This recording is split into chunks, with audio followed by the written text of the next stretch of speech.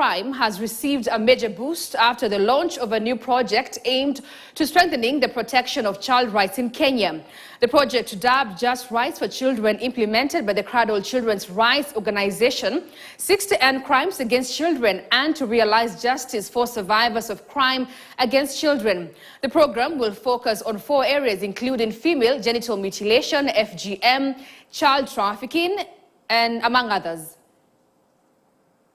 The initiatives lined up under the program include improving the legislative framework on child rights, enhancing budgetary allocation for child protection and welfare, providing legal representation to victims of child rights violations, and raising community champions and change makers on child rights.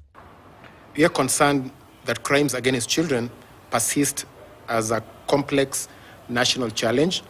We are appreciating the fact that state and non-state actors within the justice sector play a very crucial role in helping to combat all crimes against children. The program also will enhance access to justice for children with a bias of the most vulnerable and marginalized by identifying gaps in the legislation. We have so many cases where the perpetrator, or rather the people who are supposed to be defending children and protecting children, are the ones who have turned out to be perpetrators. Judgment that is done on rape should be the same harsh judgment that should be done on when someone has taken a small girl for marriage. So as women, we want to make this discussion out.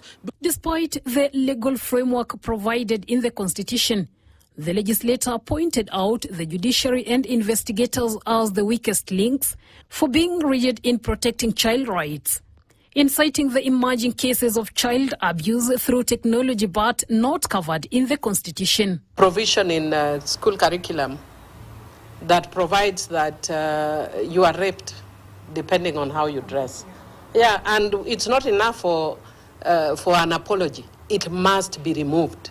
And if it is not removed, I will take it as my personal cause that it be removed. We are willing and committed to push for more resources for these government agencies so that they are able to protect the children. Some of the suggested changes in the Act include the prohibition of traditional dispute resolutions, barring foreigners who are sexual offenders from entering the country, making public a list of sexual offenders, as well as limiting employability of convicts, establishment of police-run gender desk in public hospitals, establishment of safe houses for victims, prosecuting people who fail to report sexual offences, and child grooming.